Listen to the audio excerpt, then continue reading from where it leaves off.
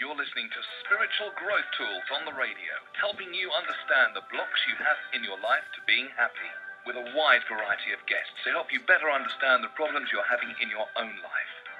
Whether you're depressed, poverty-stricken, suffering ill health, or confused about how to take the next step, discover products, services, and information that will enable you to grow with grace and address issues that are preventing you from happiness, health, or abundance. Go to spiritualgrowthtools.co.uk and find out what's holding you back. Hello everyone, and you are listening to Spiritual Growth Tools on the radio, where we discuss spiritual growth, what that means, and how it can help you to move forward through the blocks that you have to health and happiness. I'm your host today, Caroline Nettle, and today's guest is Melissa Hevenor. Welcome, Melissa. Thank you. I'm so excited to be here. Oh, it's such a privilege to have you on. I'm so thrilled that you're with us. Okay, a little bit about Melissa for those of you who don't know very much about her. She started talking to those that had departed at the age of 6. She has studied for many, many years and is currently working on a doctoral degree in marriage and family counseling at Nova Southeastern University. She has 2 master's degrees, one in mental health counseling and the other in rehabilitation counseling, and her undergraduate degrees are in psychology and theatre design with an emphasis on creative writing. Good Lord, you like to study. She has over 1,000 hours of experience working with autistic children and the children of victims of domestic violence. Her first book, My Life with Robin, How My Spirit Guide Saved My Life, was recently released. So I'm so thrilled, and I have so many questions to ask you, Melissa. So would you like to start off the show just by talking a little bit about what it was like at 6 years old when you first started hearing spirit? Absolutely. It was nothing that was new within my family, within the family unit. My great-grandmother actually was known for having this ability, and although she didn't do it as her profession per se, people would come from long distances to come get guidance from her, or they called it advice. They didn't really call it spiritual guidance, but it was advice, and she would give people basically psychic readings to help them, and she did a lot with even medical situations when people were coming up ill and they weren't sure the cause of it. She was quite revered for being able to help in those sort of situations. And then my grandmother was quite open about it, but the family background was Christianity, and so I was brought up in a Christian home. So it was kind of like a family secret that this was going on, but my grandmother would talk to me about it. She would say it's something we keep in the family, because she wanted us to be accepted in the church and that kind of thing. So I spent a lot of time with my grandmother and my great aunts, her sisters, growing up. And during the summer one evening, we were just going together around the neighborhood, taking a walk and talking. We did that a lot. We'd have these long, in-depth chats, even when I was 5 and 6 years old. And one time when we were doing this, I see a little girl, and she's dressed, and I told my grandmother she was dressed very strangely. And my grandmother said, I don't see anyone. Can you describe her to me? So I started describing it, and she had a bonnet on her head and long dress. So it was definitely, period time clothing from way, way back. And the little girl had said that she had an accident behind her house, and we actually did some research. Back then we didn't use the computer as much as we do now, but my grandmother and I went to the library, and we realized that there had been a long time ago, there was a story of a girl drowning in that area, and we just realized that this was probably the little girl that I was communicating with. And that's when my grandmother said, you have the gift. And I was like, what is that? Like, what gift? And she said, well, my mother was very well known for being able to help people with this gift, but she worked more psychically. And then she kind of explained to me that there's some people that can connect to those who have passed, some people that kind of can foresee the future, and then there's other people that can do both. And so that sort of was my first real conversation about having these experiences. But I remember even one time I was on my way to kindergarten, and of course I didn't know my directions at that time at all, but I told my mother that she needed to take me a different way to school, and there had actually been a 4-car pile-up accident that she, of course, found out later when she decided to listen and take me to school in a different way. And then, of course, my grandmother then knew, my mother also knew then that I had these gifts. So she and my mother and my grandmother would talk about it quite often, but again, it was kind of kept in the family. That could not be more different from what happened to me. Wow, I'm sitting here just even a little bit jealous, I suppose, because my first experience, I don't know if you know this, but I was standing in church behind this lady. I was really short, so I think I was about 3 or 4, and I said to her, "Your husband's going to die." And I got so into trouble. My mum was furious with me, and, you know sort of thing, and I think I got whacked across the head, because you don't embarrass us in church, and da-da-da. And, of course, he died. But I must have just known that that's not the sort of thing you say in public, so I didn't really look into it until probably, I don't know, my early 30s when I started looking again, but... Yeah, oh gosh, I'm listening to you thinking, how wonderful would it have been to just stroll around with Mum and Grandmum and, just to chat about this and have it normalized for you, because I think I was a little bit freaked out when I didn't know where I knew this from and so on. But anyway, no, I'm thrilled for you.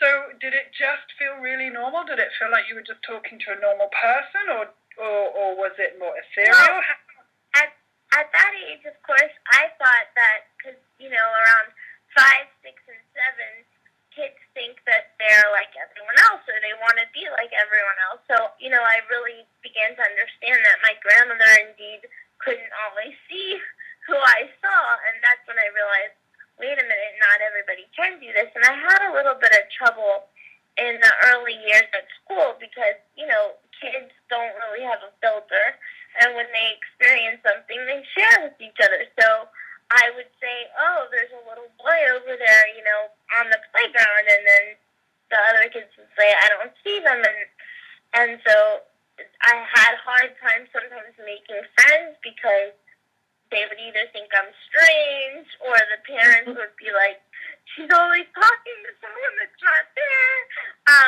But then I got really lucky in that I did love school. And I'm actually in a wheelchair. I have cerebral palsy. And so my mother was very adamant about having me included with kids that could walk. So I never spent much time in a special education program because intellectually I was able to keep up. And because I did well in school, I kind of thrived on that. And that helped me gain acceptance from kids. And then I realized it was only, my 2 closest friends in the world that I really shared the experiences with, realizing that otherwise kids would think I was strange or peculiar. But I was always lucky in that God and the angels always brought someone in my life that understood and accepted other than the family. And I was always very, I guess you wouldn't say the word proud, but I guess I felt blessed that I had the gift only because my childhood was difficult. My mom suffered from many struggles with addiction and some mental health issues, and so I was able to use my gift to kind of know how to deal with her and what to expect. So it became almost like a lifeline for me and for my sister. Now, my sister is an empath. She can definitely feel what other people are feeling, but she's a little more frightened by the gift because she wasn't sure how to differentiate between, having some mental illness, health problems, or having these spiritual experiences. But for me, it always brought integrity and happiness, and that's how I learned the difference between some of the things my mom would experience versus my experience. And so my sister is very empathic, but she didn't really develop the gift. But she would constantly be asking me, am I going to be having a spelling test tomorrow in school? Or, what's going to happen with this teacher or with this school? So she constantly was kind of challenging me to improve my gift, and it was kind of a game. Up until I was about, I'd say around 16, it was just a game, and it was something that helped me get along in my life. That's incredible. And, one of the guests that I've got on the show later in the year is Lorna Byrne. And reading her books really opened my mind as well, because she actually sees angels. And obviously you can see spirits. And it's, I see them with my third eye, but I've never actually physically seen one. So, it's just fascinating to hear that you could, so clearly see this little girl. I'm very, if I walk into a room or something, I get a really strong sense of, someone was murdered in the corner. I know the story, I just don't really get many visuals, and that's fine. That's just, my gift. But wow, what an amazing story to hear how, cerebral palsy, that in itself must have brought, a few challenges for you. And then to have spirit to help you with those challenges. I think that's a really inspirational story. Wow. So tell us a little bit about why you study so hard. I mean, wow, some of the subjects you've chosen are just so fascinating. So what drives you to study? Well, I've always loved school, as I mentioned, and because of my mom's struggles with mental health and also with her addiction, I was always looking for answers or ways to help her, and I knew from a very young age that I didn't want to go down the path that she had chosen, or the path that that she was on, because I saw her struggles. And so I knew instinctively, but also I constantly got it from my guide. Do well in school, and you'll make a new story for yourself. You'll make a new life for yourself. And my guide told me, I believe I was around 10 years old when my guide said to me, your disability is physical, but mentally there is no disability. So mentally, there's nothing that you can't do on paper. So that caused me to really love, with a passion, writing. So I would write. And then I realized that if you write well and you enter contests, I would make money doing that. And we struggled a lot financially growing up. So I started to just enter poetry contests and script writing contests and short story contests and winning and doing well. So that was another way I could help the family.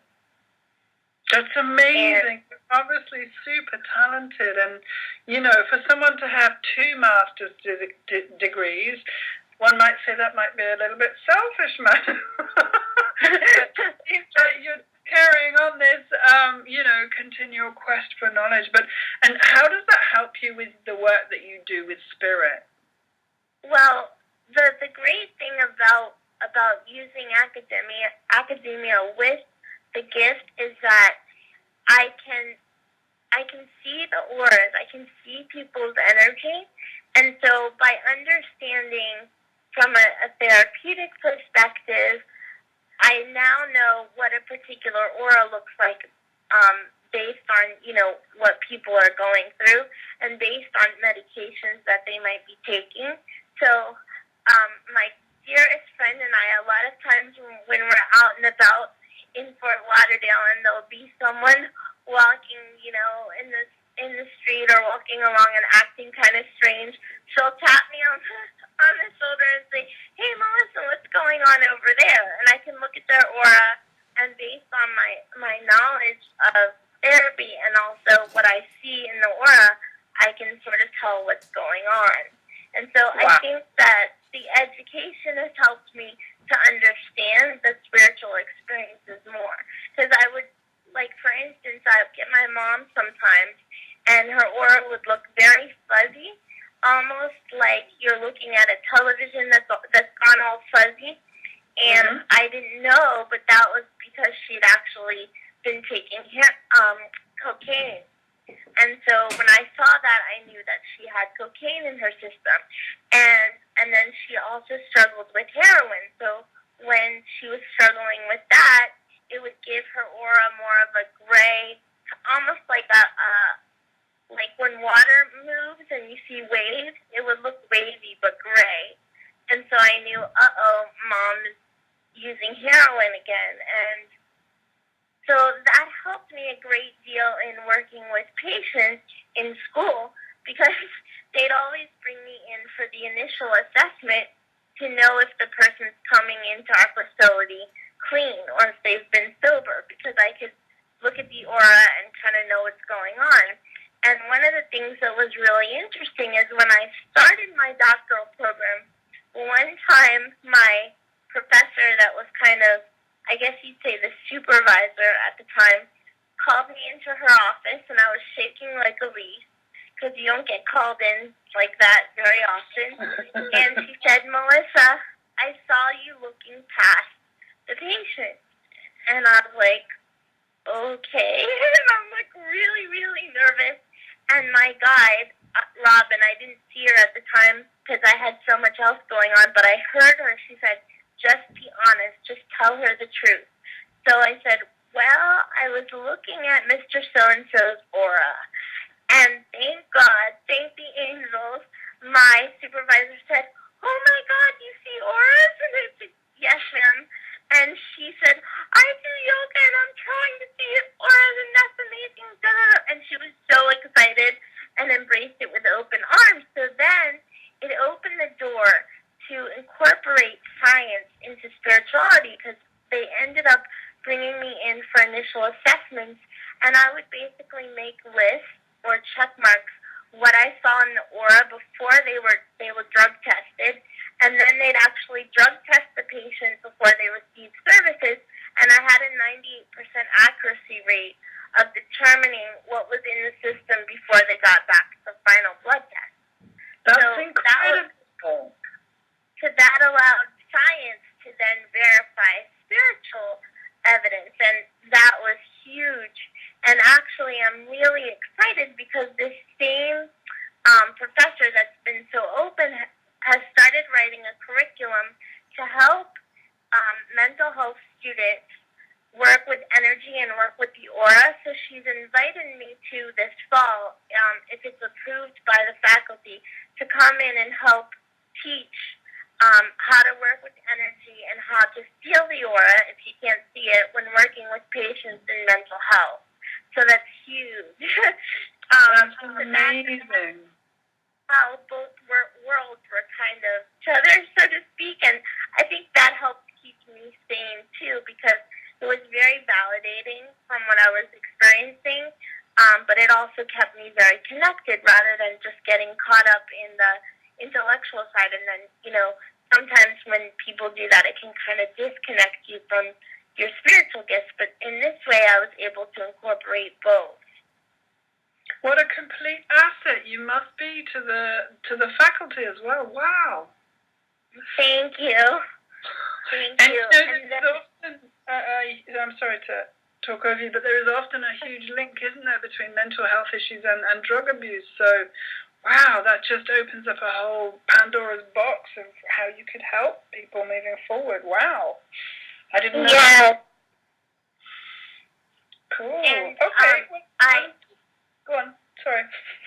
I started actually working with children with autism because I noticed the differences in their aura, and I was able to come up with a theory that we then tested.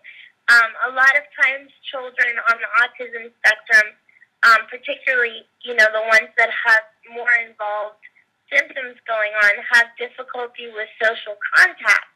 And I was able to realize that if the child could basically connect with their parents' energy, feeling as though it's an extension of their energy rather than something different, it wouldn't be overstimulating and it would allow for social contact.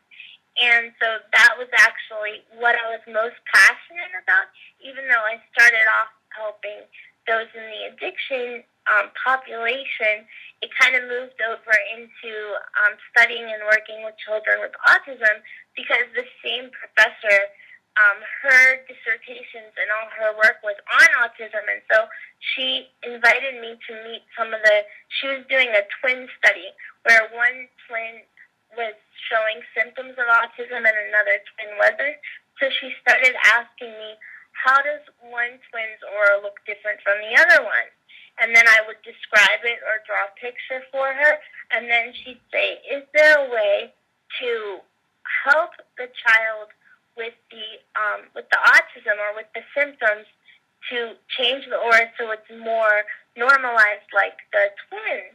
And I said, I don't know if that's possible, but what if we could help the twin that isn't showing symptoms to visualize themselves, their aura looking more like their twin, and maybe that will allow for social contact. And lo and behold, for 80% of our cases, it worked.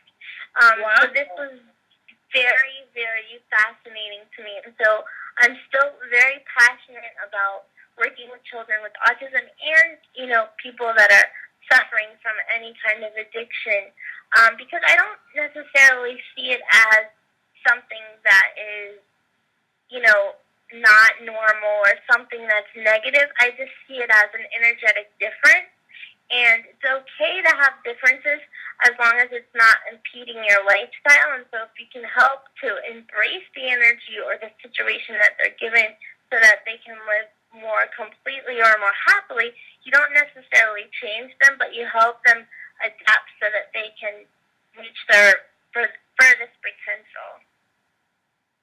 I'm sitting here with my jaw on the table. I'm really impressed with everything that you're saying. I'm really aware that we haven't given out the number. If anybody wants to call in and have Melissa and myself perhaps answer some questions for you, if you've got any questions for Spirit. I loved what you said before we talked, Melissa, about how mediumship is so difficult on the radio because there's so, potentially you're opening yourself up to so many spirits. So it won't be mediumship reading, but if you have some questions you'd like to ask Spirit, please do call in. The number, you can call in via Skype. There's a Skype button on the show, underneath the show, or rather it's on top of the show, I'm sorry. And if you're calling in by phone, it's 347-327-9223. So if anyone calls in, we'll be answering questions for them. So, and the second thing I wanted to say is later on in September, I think I have a lady coming on called Lucinda Miller, and I know her because of the detox work I do, and her speciality is autistic children, and she's going to talk about how, what goes on inside their bodies on a physical level, and I'm really looking forward to chatting to her about that. So yeah, my nephew is Down syndrome, celiac, and autistic. So yes, we have some fun with him, but he's probably one of the nicest people I've ever met, and I adore him to pieces. I'm so wow. Yeah, he's real sweetheart. Okay, Melissa, so tell me a little bit about the work that you're doing. How do you work with people now? I understand that you spend a lot of your time studying, but do you have a private practice? Or? Yes. I actually have taken a bit of a break from school at the moment, just because with my business, with my practice, it's gotten quite demanding, and so I've taken a bit of a break, and I'm waiting to hear back from, if we're accepted to teach this class in the fall. But other than that, I'm not focusing on school as much per se. Right now, I'm just basically doing individual readings for people, but I'm most known for medical intuitive work, where I was working with a doctor in Boca Raton who's well known for, he's kind of like the Dr. House. He's the doctor that people come to if the medical profession is really stumped on what's going on. And I'm kind of like his secret weapon in the back because I don't actually meet patients. Some patients are very open to it, and I do meet them, but for the most part, I didn't meet the patients. I basically hold a folder, and I don't even know the person's name, but I ask the angels and my guide if I can bring in their energy, and if I get a yes, then I bring in their energy based on holding the folder that was given to the doctor, and I tell him then, you need to look in the blood, or you need to look in the nervous system, or you need to look at food allergies. And one of the things I'm actually most proud of is there was a little boy who was having a lot of difficulty in school, a lot of problems with social interaction. But it started very suddenly, and the doctor that I was working with said, this is a little boy who's on the autism spectrum. Well, I am extremely familiar with the energy of autism because of the work that I've done. So as soon as I held the folder, I said, this is not autism. He doesn't have autism. And he's like, are you sure of that? And I was like, I'm pretty sure. And then he's like, what are you picking up on? And I kept hearing severe food allergies. So they actually changed his diet based on the things that I was picking up that he was having, a reaction to. And then they did extensive allergy testing, and they changed his diet significantly, and then he stopped having the symptoms. So they actually removed the diagnosis of autism. So it just allowed a chance to incorporate the importance of energy and understanding the energy of all things and how that can impact, health in all different areas. And so I'm currently still working, doing the medical intuitive work. I have people calling from all over the world because I don't need to physically be in front of them to pull in the energy as long as I have permission. And then I kind of read what's going on and help people. And then I'm also doing consulting with other practicing therapists who are either having trouble with patients who are relapsing with their addictions, or they can't seem to get a handle on whatever they're struggling with. So I come in as a consultant and energetically look at what's going on and basically do a reading to help them more holistically. So that's a great deal of what my work is at the moment. But the other thing I'm very proud of is they're interested in making my book a movie. And so we've had several screenplay writers write a screen adaptation, but they didn't quite get the spiritual element of it. So the person that's looking to produce it actually asked me if I would take a shot at writing the screenplay myself, because she said nobody understands your experience with Robin. Robin is my main guide, than you. And so I'm currently working on writing the screenplay of my book, which is definitely a challenge because it is my story. And I'm asking people that have read the book to give me feedback on what they think should be incorporated in a movie and what may not be as cinematically pleasing. So those things keep me quite busy. No kidding. Wow, that's just incredible. And without being too rude, you could have really given in to your disability and said, life's really hard, and not done any of this. I'm just super impressed with you. And wow, look at the gift you're giving to the world by having a film. That's going to really bring spirituality into the mainstream. I'm so thrilled for you. Thank you. I think a lot of people think it's strange or they can't quite understand, but I actually see my disability as a blessing because, one, it makes it a little more acceptable to have heightened senses, because a lot of times if someone has limitations, then they can excel in other areas or other senses, and so I think it makes my gift a little more acceptable with the public, because okay, she can't walk that well or she has mobility struggles, but she has these other senses and kind of a little more, I think you'd say, accepted. So I see it as a blessing, but also, even though I have limitations with mobility, I never really feel disabled, because I understood from the age of 12 that this was a situation that my spirit chose to spiritually grow and evolve. And I never would have made the connection, I believe, with my guide as strong as it is if I didn't have the disability, because I think one of the things that some other spiritually gifted people is that I'm constantly in connection with spirit. So, yes, I have a meditation practice, and I do that just to feel more centered and connected, but I don't necessarily have to go into meditation to feel the connection. I can basically say, hey, Robin, I need you, and she's right there. So it sets me a little bit apart, and I don't think that would happen if I didn't have the disability, so I'm very, very grateful for it, because it's allowed me to spread my spiritual wings and fly, so to speak. And boy, are you soaring. Yeah, no, it's so interesting. The very reason I started this radio show was because, you know, sometimes when I tell my story, people start crying. It is quite a tragic story. And I just know that I worked so hard, and I've got to the stage where I'm now like, thank you so much for that gift, because it really taught me to survive.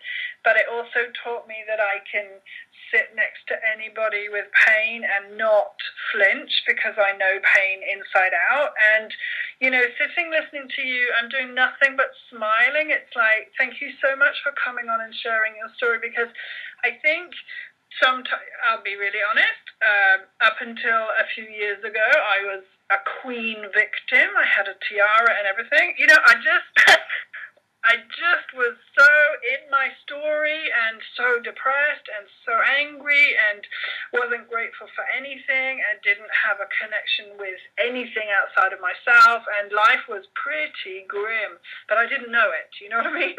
And then I've been through and recovering, and I myself am in recovery from several addictions, and, you know, through the work that I've done, I've ended up here now, looking back at what happened to me, thinking, you know, well, you know, it might have wiped out a few people, but obviously I was put here to, you know, do something later on in life, and the time is exactly 44444. That's interesting when I say that. Because if you don't know, that's the angel number. So if you see a lot of fours around, that's the angel numbers.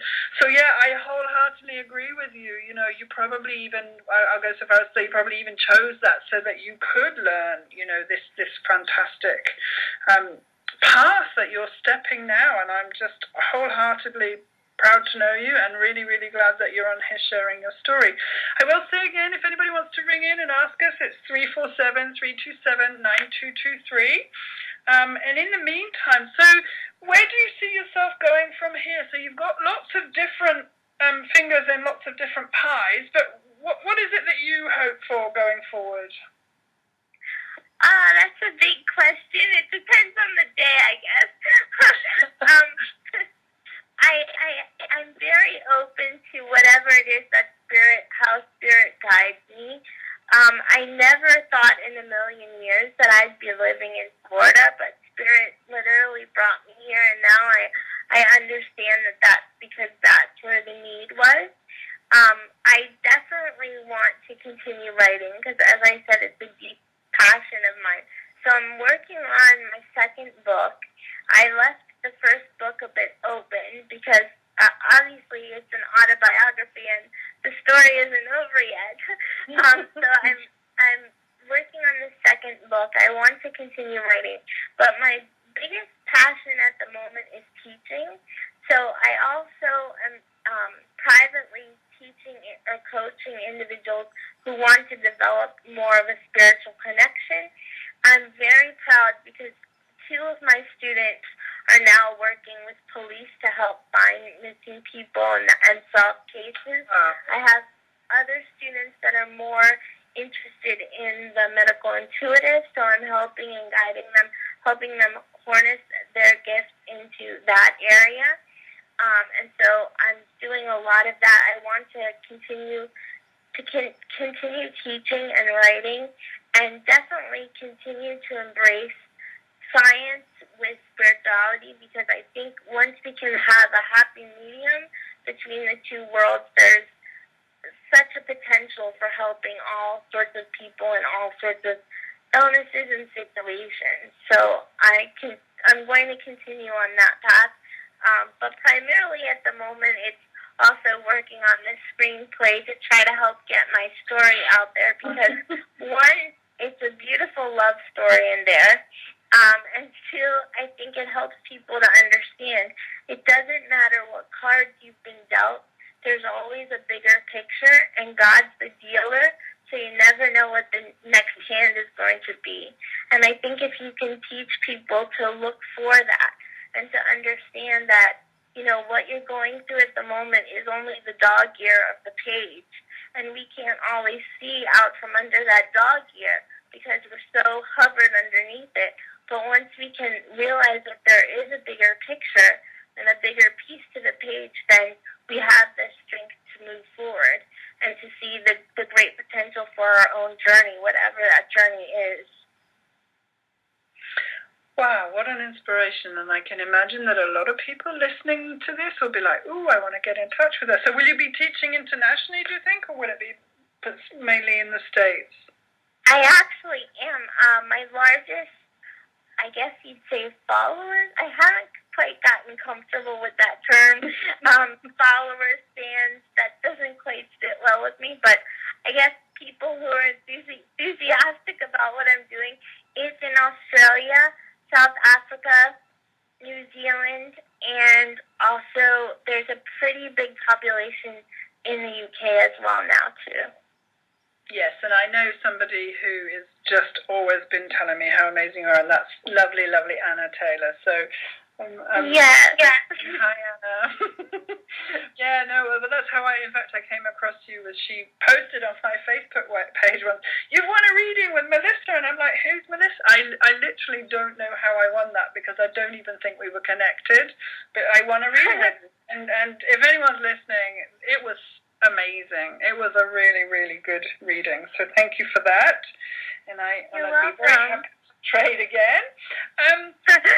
Yeah. So what I think I would like to ask is, you know, when you're in this relationship with Robin, then, so I'm pretty sure most people would love to have, you know, a well-trained spirit guide. I tend to talk to lots of different angels. I don't have one specific one, although I do work with others more than some. But tell me about this relationship with Robin. Well, Robin actually came to me at a very young age. I was 4 the first time I had an interaction with her.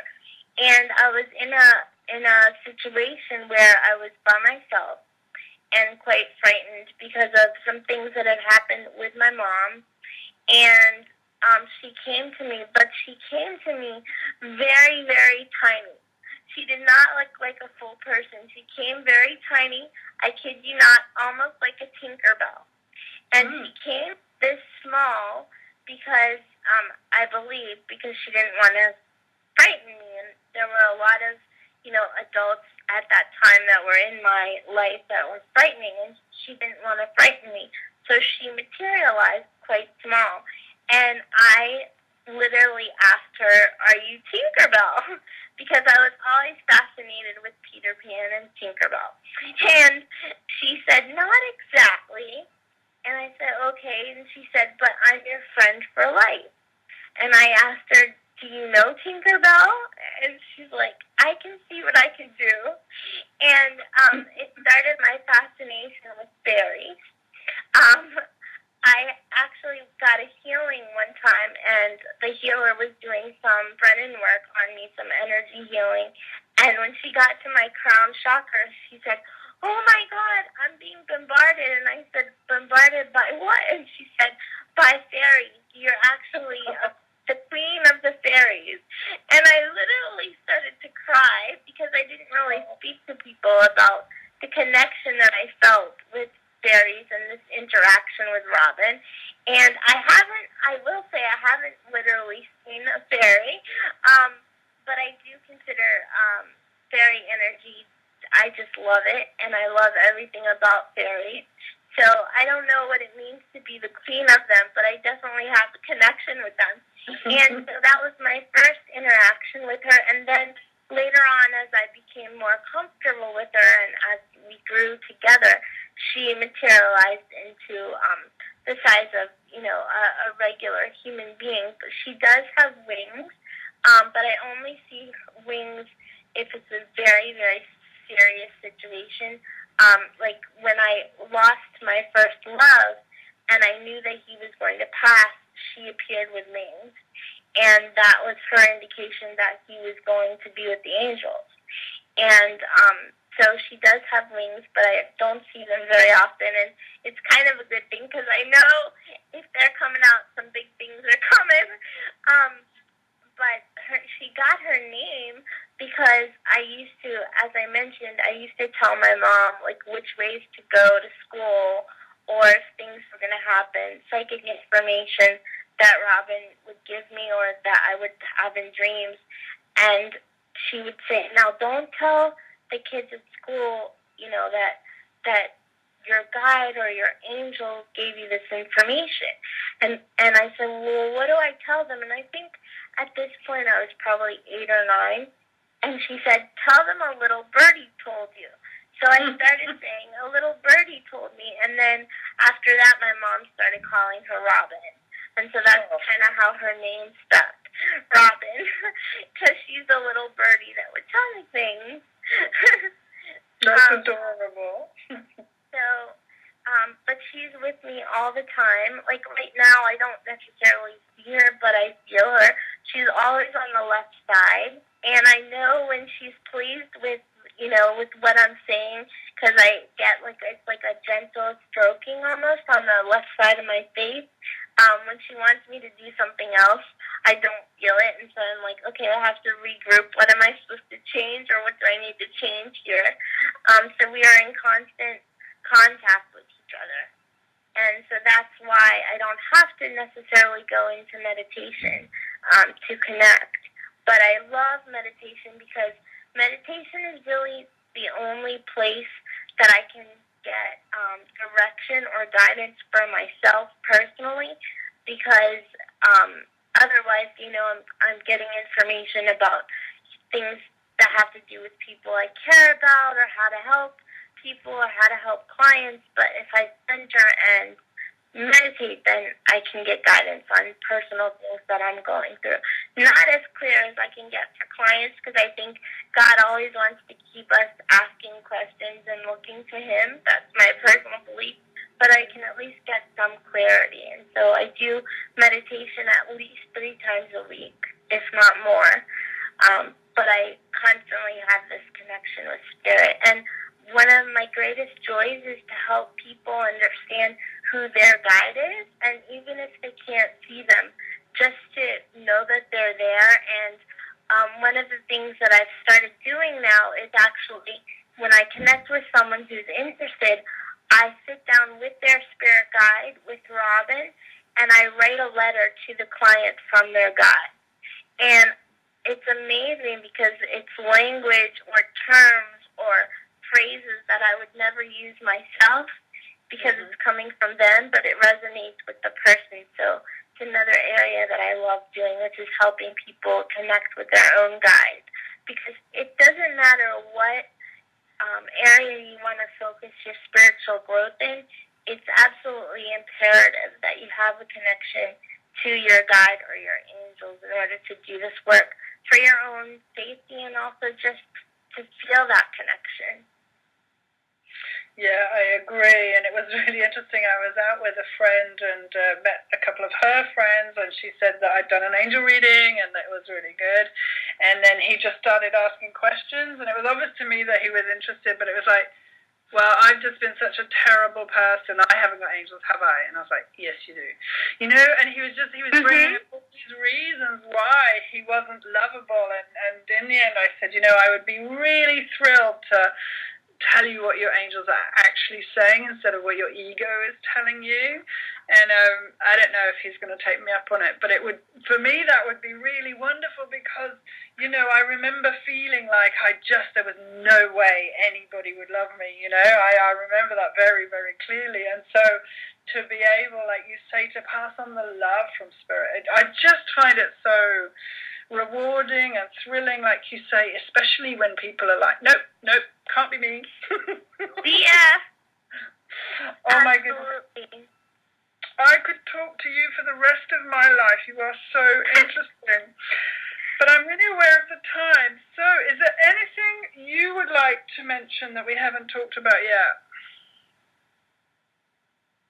Well, if you're interested in reading a book that has a great love story, that talks about also, of course, living with and dealing with family members who struggled with addiction, but also has humor about it and explains not only the chakras, but how the chakras work and how I grew up learning that through Robin and my connection with her, and how she literally did save my life, and how we all have guides that are waiting there to sort of help save us or help us feel the love from Spirit. I would definitely recommend going out and looking for my book. It is being sold in Barnes & Nobles and on Amazon, and it's called My Life with Robin, How My Spirit Guide Saved My Life. And I would love to hear your feedback and to know what parts of it you think would be great for the movie, because I definitely need help with that. And I will say in the book, my name is actually Ruthie, because Ruthie, or Ruth, is the name that my grandma wanted to name me because of Ruth in the Bible. And I changed everyone's name in the book because several of the people that I'm writing about are still living. And so for their own privacy and everything, I had to change everyone's name except for Matthew, who is my first love, because he does pass away. And his parents gave me permission to keep the name the same. His name is the same, but my name in the book is Ruthie. But the story is true, and I think it'll help inspire you. It'll pick you up no matter what you're going through. And as I said, there's a beautiful love story in there, too. Sounds amazing. I'm definitely going to read that myself. Thank you. Oh my goodness, are you kidding? It just sounds like your story is so interesting. And so if people want to work with you, how can they get hold of you? First of all, I think it would be good for you to recap on the services that you offer and then tell people where to go. Okay. I specialize in medical intuitive work.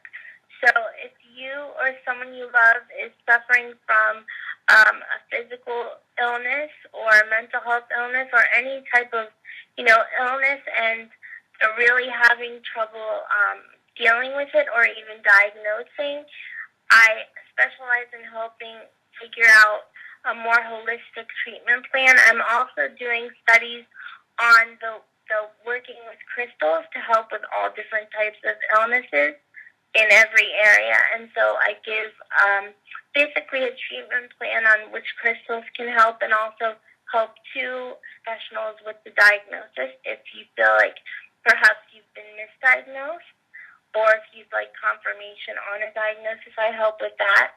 I also help people connect with their guides, and of course I do psychic intuitive readings and mediumship, where I connect with your loved ones who've passed and give readings and messages from them. So pretty much anything you'd be looking for in the area of spirituality, I do. But those are my areas of, specialty. And you can just go to my website, which is www.melissa, MELISSA, Hevenor, HEVENOR, and yes, that is my real name, Hevenor, .com. So go there and you can see my services. The thing is, I am currently booking for the end of August, beginning of September. So there's a bit of a wait, and I have several people that actually call 6 months ahead of time. So if you are interested in having a reading or connecting with me anytime soon, please, check that out as soon as you can so we can get that appointment booked for you. And then once you decide which service I could help you with, then an email is sent to my assistant, and she calls to set up the appointment. You can also find me on Facebook, but just by putting my name in, feel free to send me messages. If you do, please do that from my fan page, because I don't check the private messages on Facebook that often because quite a few come in. But definitely you can send a message on the fan page, and then where I answer or do video blogs for people on YouTube. If you have a spiritual question about connecting with your guide or anything really in the spiritual arena, you can send me a message on YouTube, which is M, and then my last name again, Hevenor 94. And you can see all types of videos where I answer spiritual questions. There's fun things about my personal life too, and I choose one subscriber a month from YouTube to get a free email reading. So if you do that, you have the chance to get the reading. Or I also choose followers on Twitter, which again, you can put my name in and follow me on Twitter. And I choose 3 followers per month to get a free reading. So if you're interested in trying to get a free reading, that's 2 ways you can definitely have a good shot at that.